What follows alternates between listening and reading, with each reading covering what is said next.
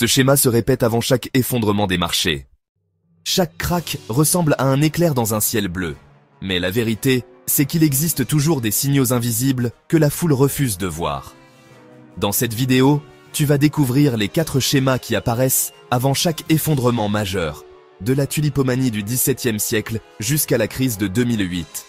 Et ce que tu verras à la fin, c'est le signe le plus dangereux, celui qui n'a jamais changé en 4 siècles et qui décide qui s'enrichit et qui se fait broyer. La surconfiance qui précède toujours la chute. Tu crois que l'histoire avance, que nous avons appris des erreurs du passé, mais ce qui détruit les marchés, ce n'est jamais la nouveauté. C'est toujours le même poison, distillé à travers les siècles, la certitude aveugle que rien ne peut s'effondrer.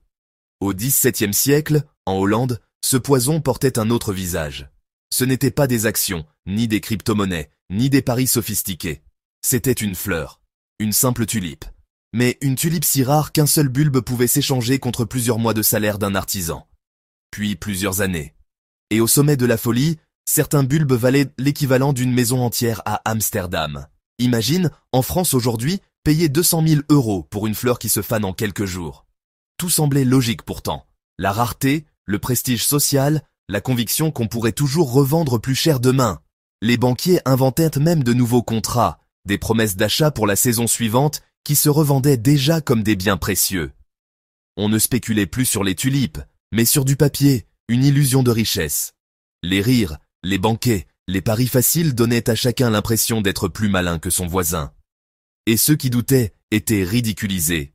Tu ne comprends pas. Cette fois-ci c'est différent. Les prix ne redescendront jamais. Mais l'histoire ne change pas. Ce qui monte sans fondement finit toujours par chuter. Quand les premiers acheteurs n'ont plus trouvé de repreneurs, les prix se sont effondrés du jour au lendemain. Les fortunes, bâties sur une illusion, se sont volatilisées en quelques heures. Les commerçants, les artisans, même certains notables ruinés, tous avaient cru à l'évidence d'une richesse éternelle. Et tous avaient oublié que la confiance collective est la matière la plus fragile du monde. Et si tu crois que cette folie appartient au passé, détrompe-toi. Car la même euphorie, la même arrogance, la même phrase se répète encore aujourd'hui.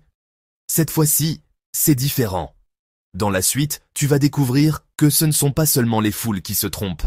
Car quand ceux qui sont censés protéger ton argent ferment les yeux, le désastre devient inévitable.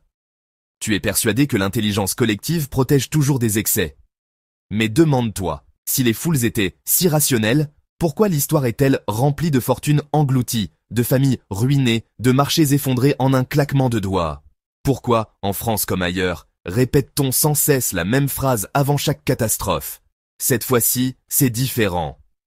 La vérité, c'est que le mécanisme est psychologique, pas économique. Tout commence par une étincelle, un objet de désir, un produit rare, une opportunité présentée comme immanquable. Dans la Hollande du XVIIe siècle, c'était une fleur fragile.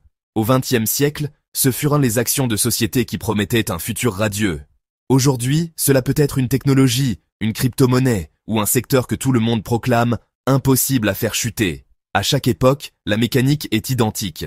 Un besoin humain d'appartenir à la fête, de ne pas être celui qui reste en arrière. Alors on achète, non pas parce que la valeur était réelle, mais parce que l'autre achète. Et plus les prix montent, plus la conviction s'ancre que rien ne peut s'arrêter. Et c'est là que la spirale s'installe. Tu vois ton voisin s'enrichir, ton collègue raconter ses gains, la presse titrer sur l'âge d'or et les politiciens répéter que la prospérité est infinie. Tu ressens une chaleur, une euphorie collective qui balaie tout doute. À ce moment-là, la raison n'a plus de place. La foule crie « Monte à bord, sinon tu rateras ta chance ». Et toi, tu ne veux pas passer pour celui qui n'a rien compris. Alors, tu cèdes, comme hier, comme avant-hier. Et plus la bulle gonfle, plus l'illusion devient dangereuse. Chacun est convaincu que même si les prix baissent, quelqu'un d'autre rachètera demain. Chacun pense pouvoir sortir à temps. Mais personne ne sort à temps. Parce que quand la confiance se brise, elle s'écroule d'un seul coup. Les mêmes bouches qui affirmaient « cette fois-ci, c'est différent » se taisent de soudain. Et tout ce qui semblait solide s'évapore. Et si tu crois que cela appartient au passé, regarde les marchés actuels. Regarde la certitude affichée par des investisseurs persuadés que l'immobilier en France ne peut pas baisser, que certaines valeurs boursières sont intouchables, que l'innovation seule protège de la chute. Ce sont exactement les mêmes illusions qui ont précédé chaque effondrement depuis 4 siècles. Dans ce qui va suivre, tu vas voir comment cette arrogance collective ne suffit pas à expliquer les cracks. Car il existe un autre facteur, encore plus glaçant. L'échec de ceux qui étaient censés protéger les investisseurs. Et cet échec n'est jamais accidentel. Le vrai danger, ce n'est pas la tulipe, ni l'action, ni la crypto-monnaie. Le vrai danger, c'est ce qui se cache derrière. Une illusion collective qui transforme un simple objet en promesse de richesse éternelle. La surconfiance n'est pas une émotion, c'est un système. Un engrenage psychologique où plus les prix montent, plus l'évidence d'une chute disparaît. Regarde comment cela fonctionne. Tout commence par une petite hausse. Tu observes, tu hésites, puis tu vois les autres se lancer. Le voisin raconte qu'il a gagné en une semaine ce que toi tu économises en un an. Le collègue ose te dire que tu es trop prudent. Les journaux s'enthousiasment, les experts multiplient les prédictions radieuses. Alors tu te convaincs que si tout le monde y croit, c'est qu'il n'y a aucun risque. Comme au XVIIe siècle, quand un bulbe de tulipe s'est mis à valoir l'équivalent d'un appartement parisien aujourd'hui. Comme en 2000, quand des entreprises sans bénéfice étaient valorisées comme si elles allaient dominer le siècle. Comme en 2007, quand des ménages français signaient des crédits immobiliers sur 30 ans, persuadés que l'immobilier ne baisse jamais. Chaque époque change d'objet, mais pas de poison. Et plus la fièvre gagne, plus tu te laisses emporter. Tu commences par investir un peu, juste pour tester. Puis tu doubles, tu triples. Tu prends des risques que tu n'aurais jamais pris il y a quelques mois. Chaque hausse te rassure, chaque record efface le doute. Tu crois contrôler. En réalité, c'est la foule qui te contrôle. Elle t'arrache ta prudence, ton recul, ton sens critique. Tu ne décides plus, tu suis. Et c'est ici que la mécanique devient implacable. Car plus la foule croit, plus elle crée la hausse qu'elle attend. Plus la hausse s'emballe, plus elle attire de nouveaux joueurs. Et plus de joueurs, c'est plus de confiance. Un cercle qui se renforce jusqu'à l'absurde. Jusqu'au moment où une rumeur, un défaut, une faillite minuscule suffit à briser le charme. Et quand la confiance se fissure, tout bascule en une nuit. Ceux qui riaient la veille supplinent le lendemain. Ceux qui se sentaient intouchables découvrent qu'ils n'étaient que des figurants dans une tragédie déjà écrite. Et si tu crois que cela ne peut pas t'arriver, réfléchis. Tu te dis que tu es plus lucide, que tu saurais t'arrêter à temps. Mais tous pensaient que la même chose. Tous étaient des convaincus qu'ils pourraient sortir avant l'effondrement. Aucun ne l'a fait. Parce que la surconfiance est un poison invisible. Tu ne réalises qu'il t'a envahi qu'une fois que la chute est déjà là. Juste après, tu vas voir pourquoi cette surconfiance, déjà si dangereuse, devient explosive quand ceux qui devraient en protéger les marchés ferment les yeux ou alimentent eux-mêmes la catastrophe. Tu ne peux pas empêcher les foules de délirer, mais tu peux apprendre à reconnaître quand toi-même tu es happé par leur fièvre. La clé n'est pas de prévoir la date d'un krach, mais de voir en toi les signaux que la confiance devient aveugle. Imagine un instant. Tu ouvres ton application boursière et tu vois ton portefeuille grimper de 10% en une semaine. Ton cœur s'emballe. Tu sens cette chaleur qui ressemble à de la victoire. Et aussitôt, une petite voix murmure « Si j'avais mis plus, j'aurais gagné encore plus ». C'est là que commence l'illusion. Tu ne regardes plus la valeur réelle, tu regardes ton manque. Tu n'évalues plus un investissement, tu poursuis une promesse. Et ce piège agit en silence, sans que tu t'en rendes compte. C'est toujours subtil au départ. Tu passes un peu plus de temps à scruter les graphiques. Tu cliques sur des forums où chacun jure avoir trouvé le prochain Amazon. Tu commences à rire des prudents, à mépriser ceux qui disent « Attention, ça va trop vite ». Tu ne t'en rends pas compte, mais la foule t'aspire déjà. Et chaque hausse te fait croire que tu es devenu un génie, alors que tu n'es qu'un figurant dans une euphorie qui n'attend qu'une secousse pour s'écrouler. Et c'est là que le combat intérieur commence. Parce que chaque fibre en toi veut continuer à croire que cette fois-ci, tu sauras t'arrêter. Mais l'histoire dit le contraire. Personne ne s'arrête à temps.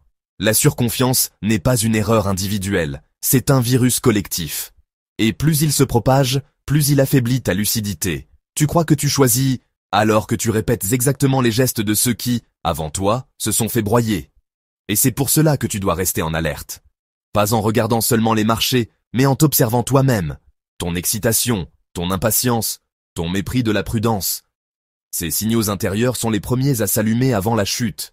Dans la deuxième partie, tu vas découvrir que le plus grand danger ne vient pas seulement des foules emportées, mais aussi de ceux qui auraient dû prévenir l'effondrement et qui, par leur silence ou leur complicité, l'ont rendu inévitable. Quand la régulation nourrit le chaos, on t'a toujours répété que l'État, les banques centrales, les institutions existaient pour protéger l'épargnant. Mais regarde l'histoire de près, et si ceux que tu crois être tes gardiens avaient souvent été les véritables déclencheurs du chaos? Au début du XXe siècle, l'Amérique s'enivre de modernité. Le téléphone, l'électricité, l'automobile bouleversent le quotidien. La bourse devient le symbole de cette prospérité sans limite. Les investisseurs se multiplient, et avec eux, une certitude. Rien ne peut arrêter cette marche en avant. Mais derrière cette euphorie, un détail glaçant. Les garde-fous n'existent pas. La spéculation à crédit est laissée libre. Les fonds d'investissement empilent des dettes colossales, et les autorités ferment les yeux. Car tant que les courbes montent, personne n'a intérêt à briser la fête. C'est ce silence, ce laxisme, qui a transformé une bulle en effondrement historique. En 1929, quand la machine s'est enrayée, ce n'est pas une simple correction, c'est une chute de près de 90% qui a dévasté la bourse américaine et jeté des millions de familles dans la misère. Mais ce n'était pas la première fois. Déjà en 1907, les réformes mal calibrées de Roosevelt avaient provoqué une panique financière. À chaque fois, la régulation n'a pas sauvé. Elle a frappé trop tard, trop fort ou pas du tout. Et crois-moi, ce schéma ne s'est jamais arrêté. Plus près de nous, l'Europe a fermé les yeux sur les excès bancaires avant 2008. La France a laissé prospérer le crédit facile en pensant stabilité. Chaque fois, les institutions ont préféré préserver l'illusion de prospérité plutôt que d'affronter la vérité. Et chaque fois, ce sont les petits investisseurs, les familles, ceux qui avaient de confiance, qui ont payé l'addition. Alors demande-toi, si ceux qui sont censés protéger ton argent se révèlent complices par inaction, qui protège vraiment ta liberté financière? Dans la suite, tu vas voir pourquoi cet échec n'est pas qu'une simple erreur de régulation. C'est un mécanisme récurrent, presque systémique, qui se répète à travers les siècles. Et comprendre ce schéma, c'est commencer à voir l'ennemi invisible qui travaille contre toi. On t'a toujours appris que l'État, les banques centrales, les régulateurs étaient là pour éviter les excès. Mais si c'était l'inverse, si leur inaction, leur aveuglement ou leur timing catastrophique n'était pas une exception, mais un schéma répété à travers l'histoire? Et si, au lieu de protéger, ces gardiens avaient souvent servi d'accélérateur aux catastrophes financières? Regarde, en 1907, Roosevelt décide de briser la puissance des trusts bancaires qui dominaient le marché. Mais il agit trop tard et trop brutalement. Résultat: panique, faillite en chaîne, effondrement de la confiance. Quelques années plus tard, les années 20 flambent. C'est l'ère du jazz, des excès, de la spéculation effrénée. Tout le monde achète à crédit. Les nouveaux fonds d'investissement empilent des montagnes de dettes. Et les régulateurs? Ils observent. Ils laissent faire. Parce qu'intervenir aurait signifié casser l'illusion de prospérité. Mais en 1929, quand le château de cartes s'écroule, la bourse américaine perd près de 90% de sa valeur et jette une génération entière dans la misère. Et ce n'est pas seulement une histoire américaine. En France aussi, les excès bancaires et immobiliers des années 2000 ont prospéré sous les yeux d'institutions trop confiantes, trop lentes ou trop compromises. Comme si l'illusion de croissance valait plus que la vérité des risques. Le mécanisme est simple. Les régulateurs interviennent toujours avec un temps de retard. Trop tôt, ils brisent la machine. Trop tard, ils alimentent la bulle. Et dans les deux cas, ce sont les épargnants, les familles, les salariés qui encaissent la douleur. Et plus tu observes, plus tu réalises que ce cycle est pervers. Parce que les institutions ne sont pas neutres. Elles ont des intérêts politiques, des échéances électorales, des équilibres de pouvoir. Leur inertie n'est pas de l'oubli, c'est souvent un choix. Alors, elles ferment les yeux, jusqu'au jour où il est trop tard. Dans ce qui va suivre, tu vas voir comment cet échec récurrent se traduit dans la réalité concrète des marchés. Parce que quand les gardiens s'endorment, une nouvelle force prend toujours la relève. Une innovation brillante en apparence, mais qui se transforme en bombe à retardement. Le véritable problème, ce n'est pas seulement la spéculation. Le vrai danger, c'est l'absence de garde-fous. La régulation, censée protéger les marchés, devient souvent une coquille vide.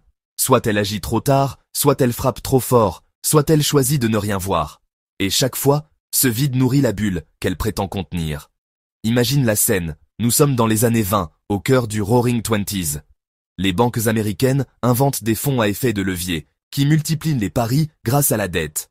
Des familles modestes achètent des actions à crédit, persuadées de devenir riches à coup sûr. Les journaux célèbrent une nouvelle ère, où la prospérité serait infinie. Mais derrière cette euphorie, aucun filet de sécurité. Pas de loi pour encadrer la spéculation effrénée, pas de mécanisme pour contenir l'avidité. Les régulateurs regardent et se taisent. Puis en 1929, la bourse s'écroule, entraînant une chute de près de 90%, et ce schéma s'est répété. En 2008, les régulateurs européens et américains ont laissé les banques vendre des crédits pourris transformés en produits financiers brillants. En France, combien de ménages ont signé des prêts immobiliers toxiques en croyant à la promesse d'un avenir stable, parce que personne n'avait osé briser l'illusion? Chaque époque a ses instruments, ses acteurs, mais l'absence de régulation joue toujours le même rôle. Elle fait gonfler la bulle, puis elle regarde le désastre. Et plus tu observes, plus tu vois cette spirale. Quand les institutions ne posent pas de limites, la cupidité les remplace. Quand elles frappent le trop tard, elles accélèrent l'effondrement. Quand elles choisissent l'inaction, elles trahissent la confiance de ceux qui leur confiaient leurs économies.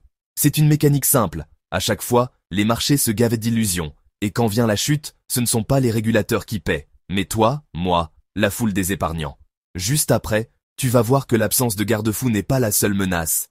Car quand la régulation s'endort, une autre force prend le relais. Elle ne s'appelle ni dette, ni crédit, mais innovation. Et chaque fois qu'elle surgit, elle promet de sauver, avant de tout précipiter dans le gouffre. Tu pourrais croire que face à l'excès, la solution serait simple, plus de règles, plus de contrôle, plus de lois. Mais l'histoire prouve l'inverse. À chaque fois que les institutions interviennent, ce n'est pas pour t'offrir une protection, c'est pour éteindre un incendie déjà hors de contrôle. Et souvent, leurs gestes maladroits ne font qu'attiser les flammes. Imagine, en 2008, quand les banques s'effondraient, la France et l'Europe ont injecté des centaines de milliards d'euros pour sauver le système. Mais ces milliards n'ont pas été pour toi, pour ta famille, pour ton avenir. Ils ont servi à recapitaliser les institutions mêmes qui avaient alimenté le désastre. Résultat, les responsables sont restés debout, indemnes, pendant que des millions d'épargnants perdaient leur retraite, leur maison, leur confiance. Et cela ne date pas d'hier. Reviens en arrière. En 1929, la bourse américaine s'écroule. La réponse? Une série de réformes mal calibrées qui ont figé le crédit et prolongé la dépression. En 1990, au Japon, l'État a maintenu artificiellement en vie des banques zombies, paralysant toute une génération d'investisseurs. Plus près de nous encore, en France, le régulateur a laissé proliférer le crédit à la consommation, sachant qu'il asphyxiait déjà les ménages modestes. La régulation n'a pas guéri. Elle a maintenu sous perfusion un système malade. Tu vois le piège? Ceux que tu crois être les gardiens du jeu financier ne sont pas là pour toi. Leur mission, c'est de protéger le système, même au prix de ton argent. Chaque loi, chaque plan de sauvetage, chaque discours rassurant cache la même vérité. Ce qui est préservé, ce n'est pas ton avenir, mais la survie d'un édifice fragile. Alors, retiens ceci. Attendre que la régulation te sauve, c'est comme confier ta sécurité à celui qui allume l'incendie. Tant que tu comptes sur eux, tu restes exposé. Dans la deuxième partie, tu vas découvrir que ce n'est pas seulement un problème d'inaction ou de retard. Non. Le véritable danger, c'est que ces institutions façonnent le terrain de jeu lui-même. Un terrain où chaque règle semble écrite pour que tu perdes. L'innovation qui fait tout exploser. On t'a fait croire que la technologie était ton parachute. Mais trop souvent, c'est elle qui allume la mèche de la prochaine explosion. À chaque époque, une invention est arrivée comme une promesse de salut. Au XVIIe siècle, c'était le commerce international dopé par la création de la première bourse. Les investisseurs voyaient dans les tulipes un nouvel or, une marchandise capable de transformer chaque paysan en riche marchand. L'illusion d'un monde nouveau. Au XXe siècle, ce fut la radio, la télévision, l'ordinateur. À chaque fois, les foules se ruaient, persuadées que cette innovation ouvrait une ère de prospérité infinie. Et à chaque fois, derrière les courbes ascendantes, une bombe invisible se préparait. Souviens-toi de la bulle Internet en 2000, des milliers de startups valorisées comme des empires, alors qu'elles n'avaient ni bénéfices, ni modèle solide. Une promesse numérique qui s'est transformée en désastre économique, laissant des millions d'épargnants ruinés. Plus près de nous, rappelle-toi les subprimes en 2008. Une ingénierie financière sophistiquée, vendue comme la clé de la sécurité, qui a finalement précipité l'économie mondiale dans le gouffre. Et aujourd'hui, les mêmes mécanismes rôdent. Intelligence artificielle, crypto-monnaie, green tech, chaque innovation attire les capitaux comme un aimant. Mais derrière les slogans, une question obsédante demeure. Ces technologies changent-elles vraiment les fondations de l'économie ou ne font-elles qu'accélérer la prochaine implosion? Car si tu crois encore que l'innovation protège du chaos, dans la suite, tu vas découvrir pourquoi elle devient souvent le carburant même des pires cracks, en manipulant nos espoirs les plus profonds. Et si la technologie, que tu crois être ton bouclier, n'était en réalité qu'un accélérateur de ton propre effondrement. Pourquoi continues-tu à croire qu'un nouvel outil, une nouvelle plateforme, une nouvelle promesse de rendement pourrait t'apporter une sécurité que l'histoire a toujours démentie? Chaque grande crise a eu son innovation miracle. Au XVIIe siècle, c'était le bulbe de tulipe, transformé en actif spéculatif. Une simple fleur devenait l'équivalent d'un lingot d'or. Au début du XXe siècle, c'était l'électricité et le crédit facile, qui faisaient croire que la prospérité était infinie. Et en 2008, c'était les produits financiers complexes, ces titres adossés à des hypothèques, que personne ne comprenait vraiment, mais que tout le monde achetait, persuadé d'avoir trouvé la pierre philosophale de la finance moderne. Toujours la même illusion, croire qu'un outil technique supprime le risque. Mais l'innovation, entre les mains de la foule, devient une drogue. Elle excite l'avidité, masque la fragilité et nourrit la surconfiance. Tu crois dominer le système, alors que c'est lui qui t'avale, encore plus vite. Rappelle-toi, chaque bulle commence par une promesse simple. Cette fois, c'est différent. Cette fois, la technologie nous protège. Mais l'histoire montre que plus l'outil est sophistiqué, plus la chute est brutale. La tulipe a ruiné des familles entières. Les actions sur marge des années 30 ont plongé la planète dans la misère. Les subprimes ont jeté des millions d'Américains hors de leur maison. Et demain, ce sera peut-être l'intelligence artificielle, les crypto-monnaies ou un autre mirage qu'on proclamera comme révolution définitive alors qu'il prépare juste la prochaine déflagration. Et si tu crois encore que l'innovation est neutre, attends de voir comment elle devient une arme, utilisée contre toi sans que tu le réalises. Dans ce qui va suivre, on ne parlera plus de promesses, mais de mécanismes précis. Tu verras comment l'outil, censé t'émanciper, se transforme en piège invisible et décide déjà de ton destin. Le vrai danger n'est pas seulement l'innovation. Le vrai danger, c'est la croyance aveugle qu'une technologie nouvelle efface les risques anciens. On se persuade qu'un algorithme, une machine, un modèle mathématique peut dompter la cupidité humaine.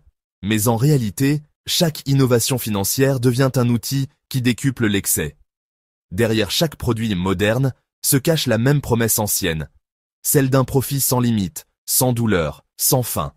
Regarde ce qui s'est passé avec les produits dérivés avant la crise de 2008. Ils étaient présentés comme des instruments sophistiqués, capables de répartir les risques. On parlait de modèles statistiques, de calculs complexes, censés transformer des crédits fragiles en actifs solides. La France, comme les États-Unis, s'est laissé convaincre. Les obligations adossées à des crédits immobiliers semblaient infaillibles. Mais derrière les graphiques et les équations, il n'y avait qu'une illusion. Des familles qui n'arrivaient plus à payer leur loyer, des dettes empilées comme des dominos prêts à s'effondrer. Chaque époque a sa version de cette même illusion. Dans les années 90, c'était la bulle Internet. On croyait que la technologie abolissait la gravité économique. Plus récemment, certains ont cru que les crypto-monnaies ou la blockchain rendèrent le système incassable. Mais sous la surface, rien n'avait changé. La même spéculation, les mêmes promesses d'enrichissement rapide, le même aveuglement collectif. Et c'est là que l'illusion devient un piège. Chaque innovation est présentée comme une armure, mais elle finit par devenir une arme contre ceux qui y croient. Chaque nouveauté attire plus de capitaux, plus de confiance, plus d'arrogance. Tu crois que la technologie supprime les risques? Elle les multiplie. Tu crois qu'elle rend les marchés stables? Elle les rend explosifs. Tu crois qu'elle t'offre une protection? Elle camoufle la bombe jusqu'à ce qu'il soit trop tard. À force de croire que, cette fois, c'est différent, les investisseurs répètent toujours le même scénario. Ce ne sont pas les machines qui déclenchent les crises, mais la confiance démesurée qu'on leur accorde. Et quand la bulle éclate, ce ne sont pas les modèles mathématiques qui paient le prix. Ce sont les épargnants, les familles, les économies entières. Et si tu crois encore que l'innovation est une protection, détrompe-toi. Elle est souvent le vernis qui cache la fragilité, le masque qui endort ta vigilance. Juste après, tu vas voir comment certains signes très concrets, dans les marchés, dans l'économie réelle, dans ton quotidien, révèlent que cette illusion n'est qu'un décor fragile, prêt à s'effondrer au premier choc. On t'a toujours dit que le progrès sauverait l'économie, qu'à chaque crise, une innovation ouvrirait une porte de sortie. C'est faux. La vérité, c'est que la technologie n'efface jamais les excès. Elle les amplifie. Et si tu veux déjouer ce piège, tu dois apprendre à voir l'innovation non pas comme une promesse, mais comme un signal d'alerte. Imagine un investisseur français en 2000. Il croit acheter une part du futur en plaçant ses économies dans des startups Internet. Les journaux parlent de révolution numérique. Les experts annoncent la fin des anciens modèles. Pourtant, quelques mois plus tard, ces actions ne valent plus rien. L'écran qui lui avait promis richesse ne lui renvoie plus qu'une page vide. Aujourd'hui, les mêmes illusions se répètent. Les crypto-monnaies, portées par des discours de liberté financière, séduisent des millions de particuliers. Certains ont cru devenir millionnaires en quelques semaines. Mais derrière l'écran de leur smartphone, c'est souvent une autre réalité. Une volatilité brutale qui peut réduire en poussière des années d'épargne. Les innovations financières, qu'elles s'appellent produits dérivés ou plateformes décentralisées, fonctionnent toutes sur le même mécanisme. Elles exploitent la fascination collective, attirent des flux massifs de capitaux, et quand la bulle éclate, la douleur est multipliée par la vitesse de diffusion. Et toi, comment ne pas tomber dans ce piège? La première règle, c'est de ne jamais confondre nouveauté et sécurité. Plus une technologie attire de capitaux trop vite, plus elle devient fragile. Ensuite, tu dois observer non pas l'innovation elle-même, mais la psychologie qu'elle déclenche. Quand tout le monde commence à parler d'opportunités historiques, quand les journaux économiques martèlent qu'il faut ne pas rater le train, alors tu sais que le train roule à toute vitesse vers le mur. Mais ce combat n'est pas simple. Parce que toi aussi, tu ressens cette excitation. Tu as peur de manquer une chance unique. Tu entends ton entourage dire « Tu devrais investir, tout le monde y va ». Et à cet instant, ta lucidité est mise à l'épreuve. La vraie force, ce n'est pas de suivre la foule, mais de savoir attendre, d'observer les excès se construire et d'entrer seulement quand les illusions se brisent. Car c'est dans les décombres des bulles que naissent les vraies opportunités. Et si tu crois que l'histoire des innovations est seulement une succession d'échecs, tu te trompes. Dans la deuxième partie, tu vas découvrir le dernier schéma, celui qui dépasse les marchés, les banques et la technologie. Un poison psychologique qui se répète depuis 4 siècles et qui continue, encore aujourd'hui, de décider qui s'enrichit et qui se fait broyer. La dette qui précipite l'effondrement. Tu crois que la dette est un filet de sécurité. En réalité, c'est le poids invisible qui a toujours brisé les empires. Chaque effondrement commence par la même illusion rassurante. On te dit que l'endettement est un levier, que c'est l'outil de la croissance, que c'est normal de devoir pour investir, pour avancer, pour construire. Les rois de France l'ont cru, jusqu'à ce que les caisses vides fassent tomber la monarchie. Les spéculateurs de 1929 l'ont cru, jusqu'à ce que les appels de marge déclenchent la panique et rasent les économies de millions de familles. Et plus près de nous, les banques, en 2008, l'ont crié sur tous les toits, jusqu'à ce que les crédits pourris deviennent la bombe qui a explosé au visage de l'économie mondiale. À chaque fois, l'histoire est la même. Les dettes s'accumulent, comme des briques posées une à une sur un dos qui ploie. Tu continues à avancer, mais chaque pas devient plus lourd, chaque souffle plus court, chaque décision plus fragile. La dette n'est pas un tremplin, c'est un fardeau qui ronge lentement la marge de survie des individus, des entreprises et des nations. Et le jour où la confiance se brise, ce fardeau se transforme en enclume et entraîne tout vers le fond. Et si tu crois que cette mécanique n'est qu'un problème économique, attends de voir comment elle agit sur l'esprit, sur la psychologie collective, sur les comportements les plus intimes. Dans la suite, tu vas comprendre pourquoi la dette n'écrase pas seulement les comptes, mais aussi la volonté même de ceux qui la portent. Si la dette n'était qu'un simple outil financier, pourquoi chaque crise majeure finit-elle toujours par être amplifiée par elle? Et depuis quand un mécanisme censé offrir du soutien se transforme-t-il systématiquement en poison qui précipite l'effondrement? Tout commence par une illusion d'équilibre. Les États empruntent pour financer la croissance. Les entreprises empruntent pour accélérer leurs projets. Les ménages empruntent pour vivre un peu mieux aujourd'hui. En apparence, tout le monde y gagne. Les taux bas rassurent, la liquidité circule, l'économie prospère. Mais derrière ce vernis, la dépendance s'installe. Chaque euro de dette contractée crée une dette future de confiance. Confiance envers les marchés, envers les banques centrales, envers la promesse que tout ira bien tant que les taux restent bas. Puis la mécanique se grippe. Une hausse brutale des taux directeurs, comme en 2008, transforme soudain des millions de crédits en pièges mortels.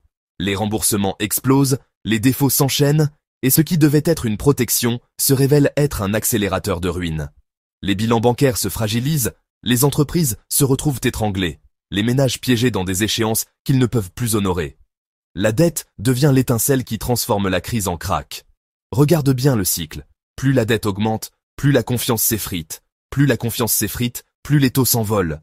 Plus les taux s'envolent, plus les dettes deviennent insoutenables. C'est une spirale mathématique, implacable. Elle a broyé des empires, vidé des économies, transformer des villes prospères en déserts industriels. Chaque fois, l'histoire est la même. La dette ne ralentit pas la chute, elle l'accélère. Elle ne sauve pas, elle condamne. Et si tu crois encore que la dette n'est qu'un problème de chiffres et de bilan, attends de voir comment elle se transforme en arme invisible qui restructure les sociétés elles-mêmes. Dans ce qui va suivre, tu verras comment ce mécanisme inscrit son empreinte jusque dans la chair de nos systèmes. Il redessine les inégalités, fracture les générations et marque la frontière entre ceux qui survivent et ceux qui disparaissent. Le véritable piège de la technologie financière n'est pas la promesse d'efficacité. Le piège, c'est qu'elle ne simplifie pas ta vie. Elle la dissèque, la surveille, l'automatise.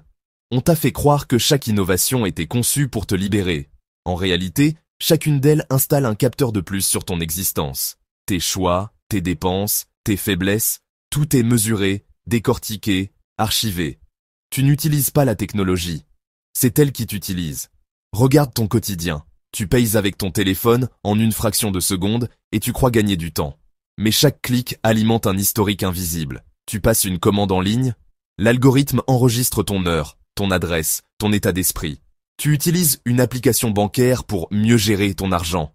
Elle ne fait pas que te donner des graphiques, elle apprend tes habitudes, elle prévoit tes comportements avant même que tu n'y penses. Le pire, c'est que tout cela est vendu comme une libération. Plus besoin de réfléchir, plus besoin de compter, plus besoin d'attendre. Tu te crois gagnant, alors que tu es simplement cartographié. Chaque euro dépensé devient une donnée. Chaque seconde économisée devient une nouvelle variable que d'autres exploitent. Même ton silence est analysé. Ne pas cliquer, ne pas acheter, c'est déjà une information. Et c'est là que l'illusion devient un piège fatal. Plus c'est rapide, moins tu questionnes. Plus c'est fluide, moins tu résistes. Plus c'est pratique, plus tu t'exposes. Chaque progrès technique s'installe comme une évidence. Paiement sans contact, crédits instantanés, virements automatisés, microplacements intelligents. Chacun de ces outils, tu l'acceptes sans discussion. Et chacun d'eux installe une couche de plus dans la cage invisible.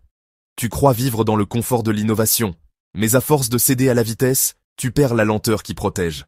À force de chercher la simplicité, tu abandonnes la complexité qui te rend libre. Et à force de croire que la machine travaille pour toi, tu ne vois pas qu'elle décide déjà de la trajectoire de ton avenir. Et si tu penses encore que ces outils ne sont que des gadgets neutres, détrompe-toi. Ils te dressent en silence, ils modèlent ta patience, ils infiltrent ton rapport au temps. Juste après, tu vas découvrir comment tu peux inverser cette mécanique, non pas en rejetant la technologie, mais en la retournant contre elle-même, pour qu'elle cesse d'exploser ta liberté et commence enfin à la servir. On t'a fait croire que l'endettement n'était qu'un outil neutre, une étape normale de la vie adulte. Mais la vérité, c'est que la dette est une machine implacable. Si tu veux t'en libérer, il ne s'agit pas seulement de mieux gérer ton budget, mais de changer radicalement de posture face à l'argent. Cela commence par un geste simple, mais violent. Refuser d'ajouter un nouvel emprunt. Chaque crédit à la consommation, chaque paiement fractionné que tu évites, c'est une chaîne que tu refuses d'accrocher à tes poignets. Ensuite, il y a la priorité des remboursements. Attaquer les plus petits soldes en premier, pour créer une dynamique de victoire.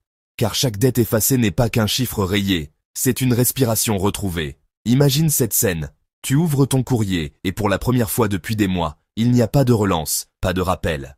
Tu prends ton téléphone, et au lieu de voir ton compte glisser dans le rouge, tu constates que l'argent reste, qu'il ne s'évapore plus dans le gouffre des mensualités. Tu t'autorises à reprendre le contrôle.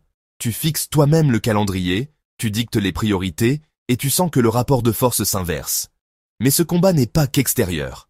Tu devras affronter une résistance sournoise, les sollicitations constantes, la publicité qui te murmure « tu le mérites », les proches qui banalisent le crédit comme si c'était un simple outil. Chaque fois que tu tiens, que tu refuses le piège du payer plus tard, tu brises un conditionnement. Et chaque refus devient une victoire intime, car la dette ne se paie pas qu'avec de l'argent. Elle te vole ton temps, elle érode ta santé, elle mine ta tranquillité intérieure. Elle transforme ton avenir en champ de bataille, où tu avances épuisé, courbé sous un fardeau qui n'est pas le tien. Ce n'est pas une simple somme inscrite sur un relevé, c'est une guerre contre une logique qui veut t'écraser. Et ce combat exige plus que des chiffres, il exige une rébellion psychologique. Et c'est là que tout bascule. Car si tu crois encore que l'effort financier suffira, tu te trompes. La dette a un prix caché, plus insidieux que les intérêts et les relances. Un coup psychologique invisible qui décide de tes choix, qui pèse sur ton identité, qui ronge ton énergie même quand tu dors. Dans la suite, tu vas découvrir ce mécanisme caché qui fait échouer 95% des gens. Pourquoi tu peux travailler dur, économiser, investir et malgré tout rester prisonnier. Tu comprendras comment éviter ce piège intérieur, celui qui peut te coûter bien plus que ton argent. Ta vie elle-même. Cette vidéo a un objectif pédagogique. Elle ne constitue ni une recommandation personnalisée, ni une sollicitation d'achat ou de vente de titres. Je ne suis pas conseiller en investissement financier agréé par l'AMF. Pour toute décision, consulte un professionnel habilité. Les marchés comportent des risques de perte, y compris la perte totale du capital. Les produits dérivés, options, warrants, etc. sont spéculatifs et ne conviennent pas à tous les investisseurs. Les performances passées ne préjugent pas des performances futures. Les données citées, exemple, dépôt 13F, rapport public, peuvent être incomplètes et ou décalées dans le temps, jusqu'à plusieurs semaines. Il peut exister des liens d'affiliation et ou des sponsors. Cela n'influence pas mon analyse, mais peut me rémunérer sans coût supplémentaire pour toi. Toute décision t'appartient. Fais tes propres recherches et vérifie les informations auprès de sources officielles. Parce que jusqu'ici, tu as vu que chaque krach n'est pas un accident, mais une mécanique répétitive. Tu as compris que la surconfiance, les régulations défaillantes, les innovations incontrôlées et la dette massive forment toujours le cocktail fatal. Et tu as pris conscience que l'histoire ne se répète pas seulement dans les livres. Elle se rejoue aujourd'hui, sous tes yeux. Mais ce que tu viens de découvrir, ce n'est que la première étape. Parce que même si tu connais désormais les signaux d'un krach, il reste une autre vérité plus sournoise, celle qui fait échouer 95% des gens à bâtir leur liberté financière. Si tu t'arrêtes ici, tu risques de répéter les mêmes erreurs que la majorité. Patienter, croire que le temps travaille pour toi, et découvrir trop tard que tu as sacrifié tes meilleures années. Car il te manque encore une pièce invisible du puzzle, comprendre pourquoi la voie classique, celle qu'on t'a enseignée depuis l'enfance, est peut-être le piège le plus redoutable. Dans la vidéo qui va s'afficher à l'écran, tu vas découvrir ce mécanisme caché, celui qui fait que tu peux travailler dur, épargner, investir, et malgré tout rester prisonnier. Tu verras pourquoi la prudence que tu crois te protéger est peut-être en train de te détruire. Sans ça, tu risques de perdre des années à perfectionner des plans que d'autres, plus audacieux, transformeront en victoire. Je peux t'assurer que si j'avais compris cette vérité plus tôt, j'aurais gagné une vie entière. Regarde la suite maintenant, avant que ton propre « plus tard » ne se transforme en « jamais ».